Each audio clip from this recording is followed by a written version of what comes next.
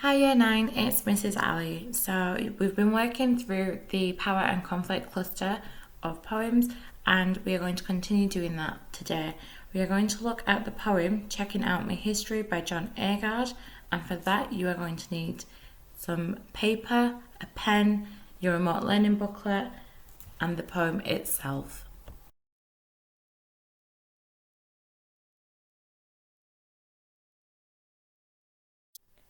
Okay, so let's go through the answers. Number 1, Wordsworth found inspiration from his hometown, the Lake District. Number 2, Ozymandias takes the form of a sonnet, so it's kind of like a love poem to himself. Number 3, so a bit of Macbeth revision for you. The Prince of Cumberland is Malcolm, King Duncan's son. Number 4, Marley's ghost is stuck in purgatory, so that's where he is repenting for his sins. And number 5, so the mood shift in the poem, which is normally called Volta. Okay, the speaker is quite confident in the beginning, however, he becomes scared of the intensity of nature and then runs away.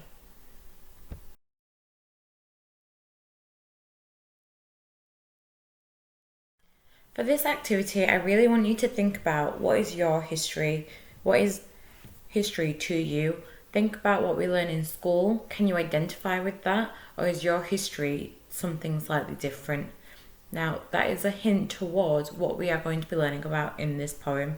So take about 5 minutes, no longer, and just jot some answers down. For this activity, you will be making predictions on what you think the poem is about. So what would a person's history be? So that links back to the previous slide. What do you do if you check out something? So what does the colloquial aspect of this suggest? And number 3, why is the title written in non-standard English? What might this represent about the speaker's own history?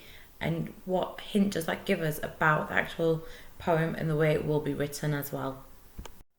So for this activity, I would like you to spend no longer than 5 minutes.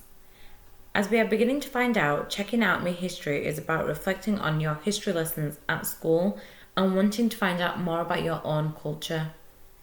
So on the slide we have 6 pictures, 3 people in history that Agard regards as important, and then 3 maybe not so much. There are Nanny of the Maroons, so that is the person on the $500 bill. We have Mary Seacole, a person of dual heritage and a nurse. Then we have Shaka, the Zulu chief. We also have Napoleon, Lord Nelson, and an image from the Battle of Waterloo. So have you heard of these people before? What do you know about them, if anything? Why do you think these people are important figures in history? If you have not heard of them before, why do you think this is? Focus specifically on the non-white people in the images.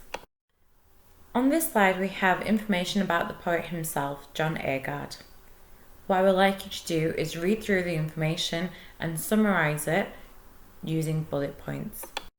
For this slide you can use your phones or your laptops to help you research the references that are in the poem. Checking Out My History references a number of people and cultural references as well. I would like you to spend no longer than 15 minutes on this activity. Use Britannica.com or go to the website link that is given to you.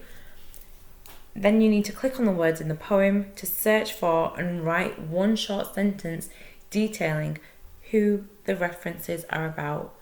We have Dick Whittington, Toussaint of Louvre, Napoleon Bonaparte, Nanny de Maroon, Lord Nelson, Shaka the Zulu chief, Carib, Arawak, Florence Nightingale, and Mary Seacole.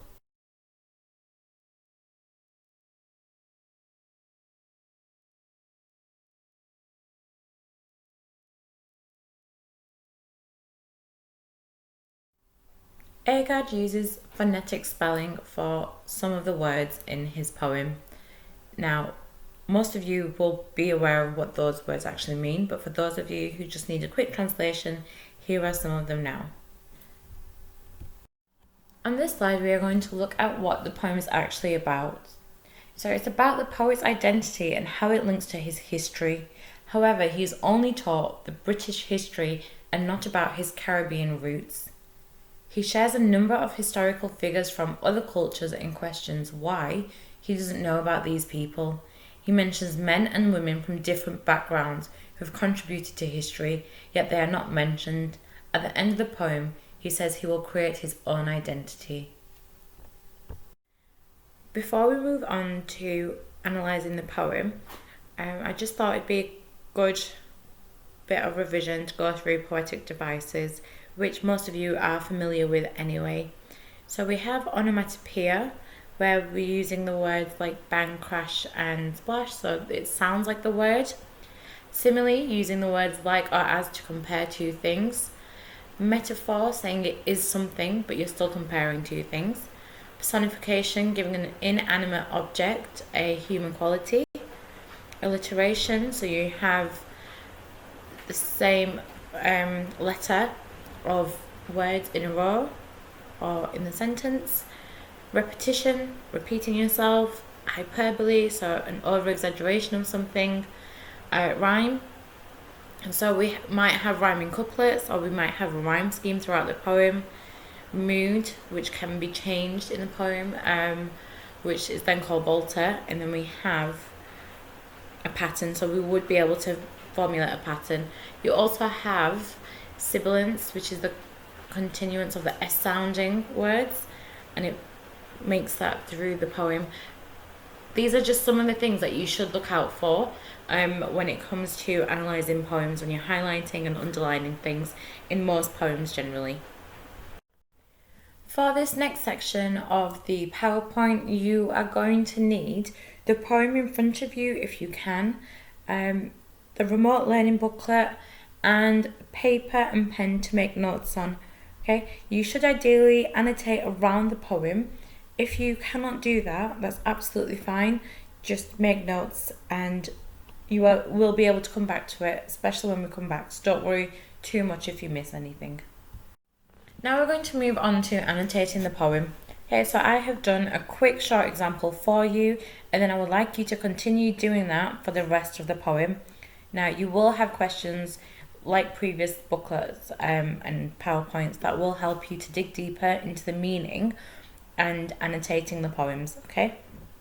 So just to go over very quickly, what I have done is I've just put the first stanza on the slide, and I've picked out 3 key things, okay? So we've got the phonetic spelling of the word them in a Caribbean accent, okay? This could suggest it is stressing the importance of the persona's voice, okay? We could question if it's from Agar's perspective, or it could be interpreted universally, so people who have moved from different cultures and they are experiencing this, okay? It could be in any type of accent. We also have the repetition of the word them, okay? So this suggests that the persona's education was repetitive and had to learn by rote, okay? So it means that I say, you say, okay? And the last one I have picked is the verb tell, okay?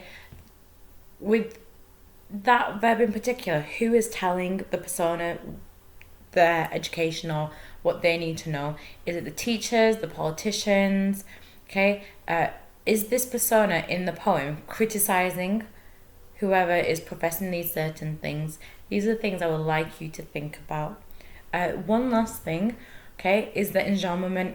Now that is when there is a constant flow, so there's no punctuation, so the lines just roll off each other. So this is also what is in this first stanza, okay? They have no punctuated pauses, so they're completely absent. The next few slides will look similar to this, so don't worry too much if you miss anything. Again, like I've said, we should go over it again when you are back in school. Okay, just a quick example. So line 1 says highlight this line. How does the speaker create a sense of separation here? Why create this sense of isolation? So previously we've looked at the word them. So think about how that creates an us and them. kind of separation. Why is that? Why is Agard isolating himself or the people from who? And who is he doing it to? Okay, who is he separating himself from? Okay, so continuing on from the previous couple of slides, we are going to delve into this poem a little deeper.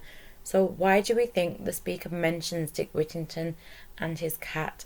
Why is that significant? What is the importance of learning about a cat, okay, compared to culture and history, and especially people of ethnic backgrounds? Why is it important for them to know more about their own history? Especially this is highlighted in the word but. Okay, what does it do to the poem? It gives you quite a sharp pause, doesn't it? So think about that. Why has Agard done that? Also, when he's speaking about Toussaint Louverture, okay, why does he change the stanza? What happens? Okay, it separates completely from the poem, and it also goes into italics. So why is there so much space to this stanza? Okay, think about that. So to continue annotating the poem, we are going to look at lines 22 to 35 on this slide.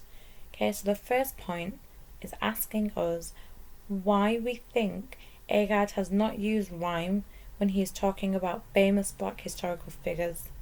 However, when he is speaking about things he has been taught, okay, it rhymes.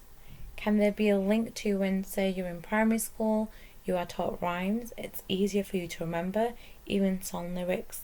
Okay, think about that when you're annotating it. So why do you think Agard feels a sense of injustice on line 25? What could he potentially be angry about here? For line 27, you need to highlight. So what do you think the speaker means when he says, see far woman? If Nanny de Maroon, okay, we've already mentioned this in the previous slide, has some sort of vision, okay? She's not narrow-minded or narrow-sighted. Line 29, what are the connotations of fire? What could that suggest? Okay, and then you just need to answer the questions for line 34 to 35. Okay, so how does Agard show that there is more than one version to history? To finish annotating the poem, we are going to look at lines 36 to 53. First of all, we have Florence Nightingale, who is mentioned in the poem. It is about one line only for her. If you know anything about her war effort, she was celebrated for helping and nursing soldiers back to health, and it was a big thing, okay? However, we have Mary Seacole, who helped out in the Crimean War also, and she is given a full stanza. Why do you think Agard has contrasted the two? Okay, now when we are looking at lines 46 and 48, you need to highlight these, please, and tell me, or annotate, which language device has been used and what do the images suggest. Now looking at lines 50 to 51, why does John Agard repeat these lines from the beginning of the poem? What tone does it create? So how do you think he feels now? Lines 52 to 53, what is the speaker going to do now? Why end the poem in this way? And finally, line 53, circle the verb in this sentence and discuss its connotations. So if he's carving out his identity, what kind of connotations does that suggest to you? This activity is optional, but if you are aiming for a grade 7 or above, you should try to complete it. Or if you would like a deeper understanding of the poem, it would be beneficial for you. Okay, you do not need to watch the entire video, but you can if you want. It is on the next slide. It is around 30 minutes long. On the next slide as well, there is a link that the actual YouTube video mentions about John Agard sitting in a school and reading the poem and explaining himself a little bit there as well, which I would actually recommend you to watch that one too. Hello and welcome once again to another video aiming to get you the very top grades. Today it is Checking Out My History by John Agard, I can't believe I haven't made a video of this before, because every time I read this poem, I get something more out of it. Today, we will be looking at the author's purpose. That is the first way to get into the top grade. We will look at the structure and work out how to make sensible comments about that rather than just any old gibberish. We'll look at the use of Creole in it to give you even deeper insight, and then we'll finish with Agard's viewpoint. And running throughout the video will be lots and lots of historical context, because the history is so important to understanding this poem. Right, let's leap in with his purpose. Agard made a film actually for the BBC. It's really brilliant. I'm going to put a link in this video somewhere, so look out for the eye up here. It's only 5 minutes long, and it's a fantastic reading which he gives of the poem. And he stages his reading in a British school. So our first question is, what has his poem got to do with schools? Well, we can see from this that he has an intended audience. He wants to change the way people learn history, and consequently he's actually written this poem with schools and teachers in mind. He's asking us, who represent, if you like, a white ruling class in Britain, and he's asking us to have a much more inclusive history, not a Eurocentric history, but an inclusive one. And he demonstrates that by saying the first line of his history book in school said West Indian history begins in 1492, when the Europeans arrived with Christopher Columbus. Well, why does he introduce the poem in this way? Because he says there's a rich history before 1492, but because we, if you like, are the conquerors, so by we I mean the Europeans, the Portuguese, the French, the Spanish, because we conquered the West Indies, we then imposed our own history. Well, let's see how that plays out at the beginning of the poem. I'm not sure whether to read this in my normal accent or to try John Agard's, but so I'll just blend the two, I guess. Dem tell me what dem want to tell me. Bandage up me eye with me own history, blind me to me own identity. Now, we can see that he uses rhyme repeatedly here to try and drum home his message. Me, history, identity. And he links really cleverly the idea of history, the subject that we study in school, with the idea about how we as individuals decide who we are, what identity do we have. So we can clearly see that this is a metaphor. Bandage up my eye with my own history. It's not possible to do that, obviously, but it's a metaphor for being injured. So what he's suggesting is his culture, and Caribbean culture, has been damaged by British society. And that damage has been to blind him to his own identity. So his own history has been taken away from him because it's not been taught, and therefore he's not really sure about his place in the world. That's why we have this constant repetition of me. Now, obviously, me is also Creole for my here. Yeah, they bandage up my eye and my own identity. But by changing it to me, he's emphasizing how important identity is in this poem. Okay, well, this then invites us to ask who the Dems are. Who are they? Well, they are the British. And so the poem partly accuses us.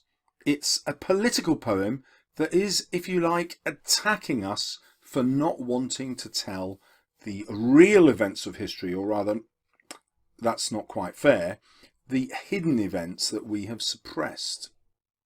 And if we think about the sound of the poem, there's all kinds of ways that he's done that. We've talked about the rhyme, but we've also got the percussive repetition of dem, dem, dem, and we've also got the alliteration of bandage and blind.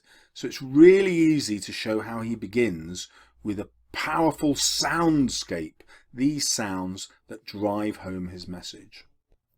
Now the next section is written as a nursery rhyme, if you like. It's always in quatrains, that means 4 lines, and it always has a simple rhyme scheme. Here it's A, A, B, A.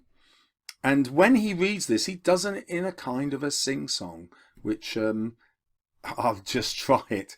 Them tell me about 1066 and all that. Them tell me about Dick Whittington and he cat. But Toussaint L'Ouverture, them never tell me about that. He does it much better, obviously, but this is more playful. He's using nursery rhyme as a kind of playful element. It actually has the rhythm of a calypso, and I'll talk to you about what calypso is in a minute, but it's cheerful sort of music in tone, in sound, but he does it in order to convey a serious message. So if we go back to the percussive drum-like beats that we had here, which might be quite threatening, and he's accusing us directly, he then seeks to entertain us, but also to catch us off guard by completely changing the rhythm of the poem. Now, that stops us being hostile to his message. It stops us rejecting his message. And that's important because we, and by that I mean the British educated reader, we have the opportunity to change the history that is studied, to change the history that is taught, and therefore he can't afford to alienate us. Now let's look at his choice of examples. So 1066 is a famous date in the British history because this is when Britain was conquered by the Normans, the Norman invasion. But it's actually when Britain became French. And so one reason for this is to suggest that all our peoples are connected. So just as his Caribbean culture is the result of conquest, he's saying so is the British culture the result of conquest. And actually maybe we should be much more tolerant to each other. Next, he has this idea of Dick Whittington and the cat. And without knowing the details of the story, I'll just tell you, Dick Whittington is a character who comes to London to seek his fortune and in fact gets rich. And so using this reference, he is asking for the opportunity for people of Caribbean descent to be given the same opportunities. Why London? Because that's where the Windrush generation went. And Windrush was the expression given in the 50s to these people coming in from the West Indies, the Windies. Yeah, the West Indies, the Windies, hence the Windrush. And that's why he's got this reference. Then we have this name that we haven't heard before. It's in French and it jumps out at us. And he does that deliberately because he wants the reader to do this. Hang on, I don't know about this person. Is it male? Is it female? I'm going to find out more. And that's his cunning plan, to get us to research this hidden history so that we can understand his point. And his other point, of course, is that the powers that be, educationalists, politicians, historians, have never told him about that. They've kept his own history from him. But a subtler point is being developed. They've kept this West Indian history from us, the British, the white British, if you like. And so he's actually wanting us to feel as though we have also been deprived. See how clever that is? Because then he's putting us in his position and saying, look, you want to find out as well, don't you? He is inviting us to find out. Well, let's do some finding out then. So this links back to Agard's purpose, and I talked about him singing the lines like a calypso. I did a very bad version. So here is Benjamin Rahm from BBC Culture explaining it. Outside the Caribbean, calypso music is regarded as carefree, light-hearted, even frivolous. Yet, calypso is among the most political of all musical traditions. So when we're writing about the calypso, we don't write about all that, but what we do say is that it is a political music form. Yes, despite its cheerful rhythm, it is a political one, and it's making a political point, which is Agard's purpose. And the political point is about changing our view of history and therefore having better integration of Caribbean culture with the white British. Then he says, it is originating in the struggle for emancipation. This is for freedom, particularly of black slaves. So now we realise that he uses the calypso in order to campaign for freedom, not from slavery here in the modern world, but what's he need freedom from? He needs freedom from this narrow view of culture and this narrow view of history. And the genre is characterized by its witty and imaginative treatment of themes. And that's what we'll see. We'll see him being witty and imaginative, as you did with the nursery rhymes. And the interesting thing here is Calypso comes not from Jamaica but Trinidad, and as we'll see, Agard is careful to represent all the West Indian nations, or as many of them as he can, in his poem. So who was Toussaint Louverture, and what's that got to do with his message? Well, he was the leader of the Haitian independence movement. So Haiti, as we call it now, is a West Indian country, and this was during the French Revolution. He emancipated the slaves, there's that word again, he freed the slaves, and negotiated for the French colony of Hispaniola, later called Haiti, to be governed by black former slaves as a French protectorate. At first, he had sided with the British to overthrow the French, but then he changed his mind when the French had freed all the slaves, but Britain refused to do so. Now, this is the sort of fact that there isn't room to include in the poem. However, it gives us a really good clue as to why Agard includes him in the poem. He's trying to get us to research the facts, so we'll realise that this hero of his is somebody who overthrew slavery, but also British commitment to slavery. And so he's reminding us of our British past. And the other way he reminds us is Toussaint's revolution happened at exactly the same time as the French Revolution. Well, and it was part of it. Well, we've all heard of Napoleon Bonaparte. He is incredibly famous. Why haven't we heard of Toussaint Louverture? Well, the reason is Napoleon was fighting in Europe. And that's what Agard means about our history being Eurocentric, denying the history of other parts of the world. When we get to my teaching about structure at the end of the poem, you'll see how he uses two voices here. So we've had the nursery rhyme voice, and now we've got a different one. Toussaint, a slave, with vision lick back Napoleon battalion and first Black Republic born. Toussaint de Thorn to the French, Toussaint the beacon of the Haitian Revolution. Again, Agard reads it much better, but you can see how the rhyme just starts to burst through. It's unstructured. It just jumps out everywhere. Toussaint and vision, a half rhyme. Back and black, Napoleon, battalion, born and thorn, beacon, revolution. French doesn't rhyme with anything. Well, why not? Why doesn't he rhyme French with anything? Well, because he's trying to show how the French stood out. They were anti-rhyme, if you like, because rhyme shows completeness. And although it looks an unsophisticated form, some sophisticated things are going on. So we've got this idea of the beacon, which of course is a blaze of light, and that's contrasted with black. Well, why does he do that? He's doing it to show that the black people of the Caribbean are like a beacon. So this is something, a beacon is something that you go towards.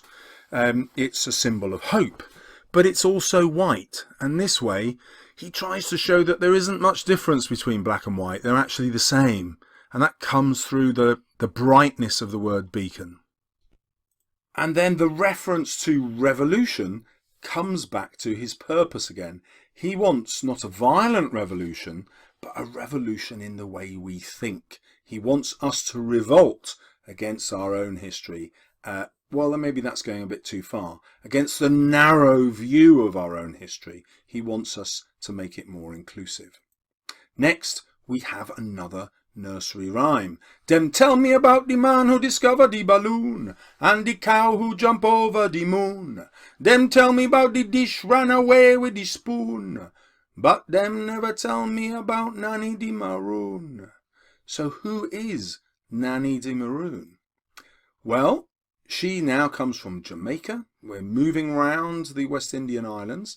She was a leader of the Maroons at the beginning of the 18th century, an outstanding military leader who became a symbol of unity and strength for her people.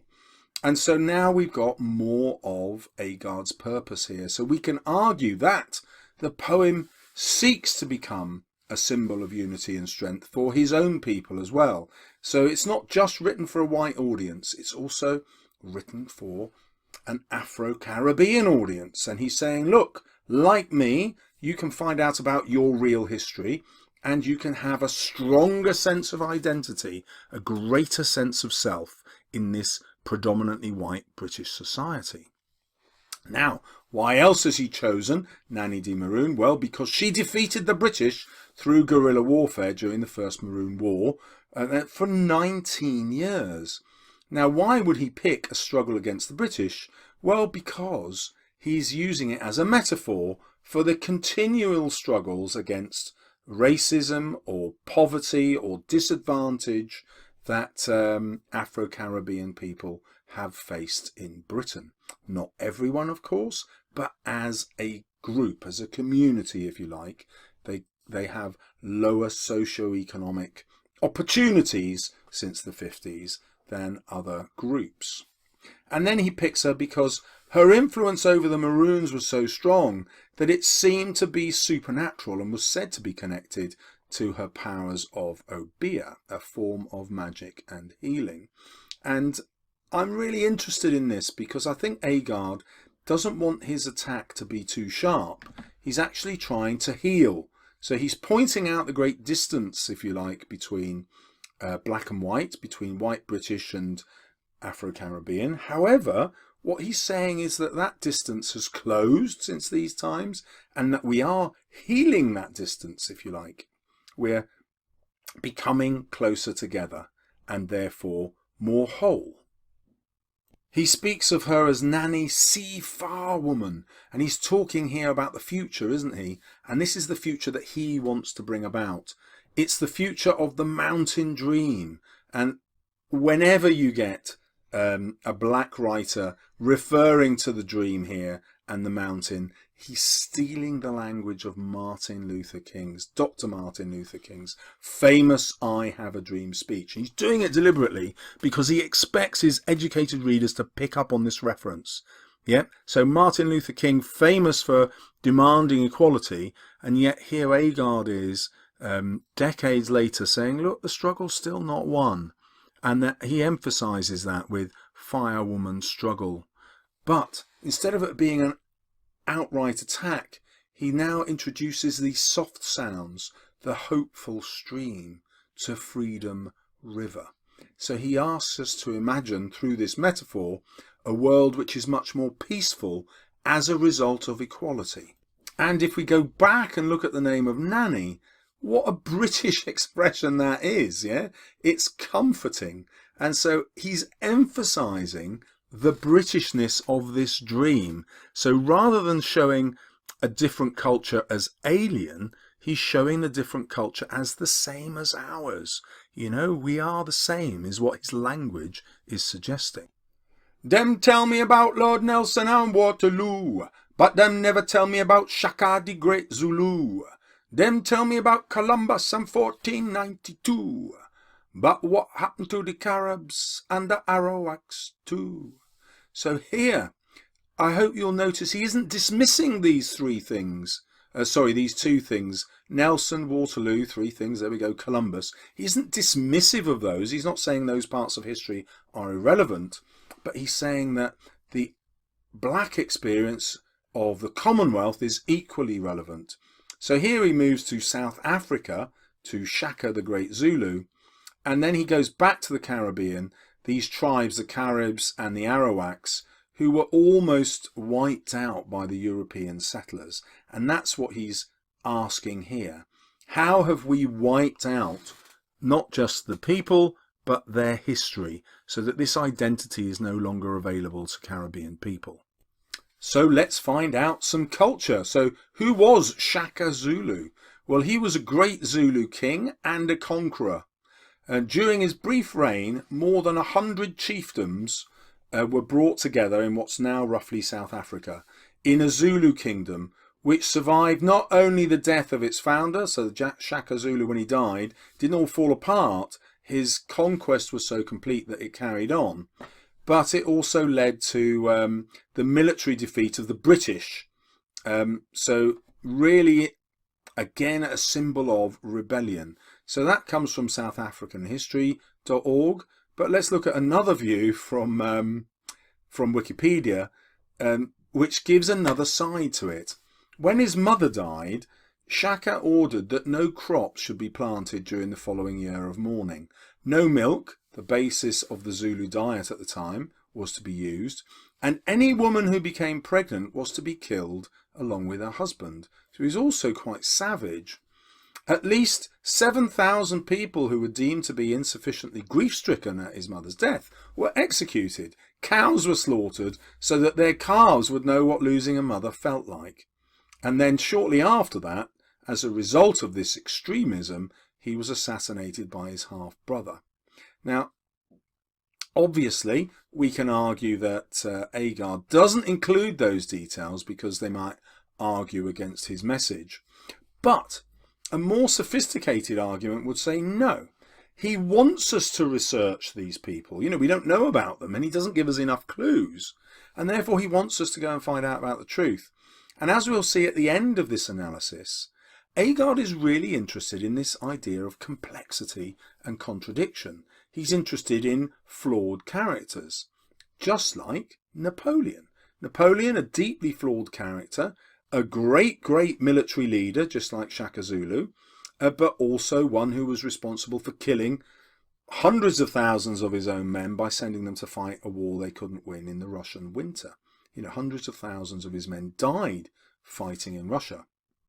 Now, his point isn't that Napoleon is considered by history to be a good man. Quite the opposite. He's saying that great people are complex and they are flawed. But those great people come from all walks of society and from all cultures, and we should celebrate all those cultures in our history. In other words, his poem isn't about saying a black culture is better than a white culture. He's saying that we are the same culture. Yes, we have different nuances, if you like, but actually we have the same impulses, the same strengths, and also the same flaws. Let's have a quick overview of the Carib and the Arawak. So these were people who inhabited the Caribbean at the time of Christopher Columbus. And the crucial bit of information here is that when they were colonized by the Europeans, they were spread throughout the Caribbean, so they no longer had their strongholds, and the British actually established a reservation for them. In other words, they forced them out of places that they lived and isolated them in single communities. Now, obviously, Agard has in mind the similar isolation in our own Britain. If you go to British cities, you can see multiracial environments, certainly at the time that Agard was writing, were rare. It was much more common for racial groups to end up in the same areas and for the white populations to gradually move out. And that's what happened for decades in Britain. And arguably it's only changed in the last sort of 15 and 20 years. But it hasn't changed completely. We still have areas which are predominantly inhabited by people of an immigrant culture. And it's not just that they've all moved there, that these are created by the indigenous, if you like, white people moving out. And that's what he's trying to get us to change. If we all live together, appreciate each other's cultures, then we'll have a much richer society, because it will be culturally rich with different histories interwoven, just as, he's saying, our histories were interwoven in the past. Okay, well now we get introduced to a contrast between Florence Nightingale, a hero, Robin Hood, a hero, with Mary Seacole, a hero, or heroine if you like, of whom we've never heard. And so he tells us about her. From Jamaica she travelled far to the Crimean War. She volunteered to go. And there's this idea that actually, if we go back into the Caribbean past, we'll see that they saw themselves as allies of the British, again emphasising the unity between our cultures. And even when the British said no, she still braved the Russian snow, a healing star among the wounded, a yellow sunrise to the dying. Now, the star in Western literature is always a reference to the most famous star, the star that travelled and led the three wise men to Bethlehem. And so he's deliberately making an allusion to that by suggesting that she is not just a beacon of hope, but a beacon of Christianity. In other words, she comes from the same culture as White Britain, and she then helps the British, just as he's suggesting having a Caribbean culture in Britain will enrich British society. Here are some historical details about Mary Seacole. She had a Jamaican mother and a Scottish father, and I think he's deliberately chosen a character here who isn't entirely of a different culture. He wants somebody who's from a mixed British culture and a West Indian culture to show that link much more clearly. She rode on horseback into the battlefields, even when under fire, to nurse wounded men from both sides of the war. And so we return to this image of healing that he had. Do you remember he had it with Nanny de Maroon, and now he's got it with Mary Seacole, because his poem is trying to heal the divide between our two cultures. After the Crimean War, Mary returned to London with very little money and in poor health. However, this is astonishing, look. Many soldiers wrote to the newspapers about her. 80,000 people attended a gala event in 1857 to raise money for her. 80,000! So at that point in 1857, everyone in Britain who could read a newspaper knew who Mary Seacole was, and yet she's then been drafted out of our history, and that's a contrast that he wants to change. She was awarded a number of medals for bravery by governments from different countries, and then she actually chose to live in London and died in Kensal Green in 1881. And I think he keeps her as a final example because he wants to show how recently this happened and how not so very long ago we were incredibly welcoming of an Afro-Caribbean culture. The poem finishes with this rhyming couplet. But now I checking out my own history, I carving out my own identity. And this image here, the metaphor of carving out an identity, gives us an idea of permanence. It's something like, carving out of stone, like a sculpture. But carving as a sculpture is also a form of art. And so he wants his poem here to be permanent like a sculpture is. You can go and see famous sculptures in museums. They last for thousands of years. They get dug up out of the ground, 3,000-year-old Roman ones. And he wants the same kind of permanence with his own poem because he wants to change the future.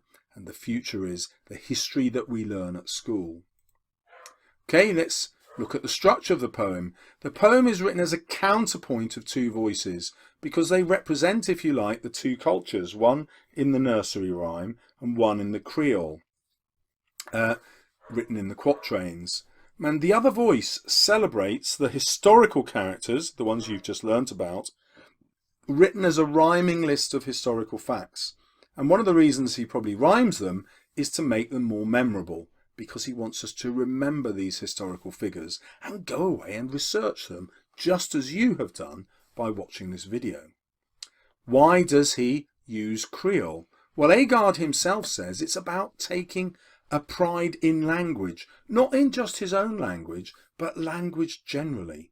And that's why I decided that I'll try and read it in the way that he wrote it, because he would like us, the reader, to take pride in that language as well. Not to say, oh, this is a foreign way of speaking, this is a dialect of Creole that we can't do.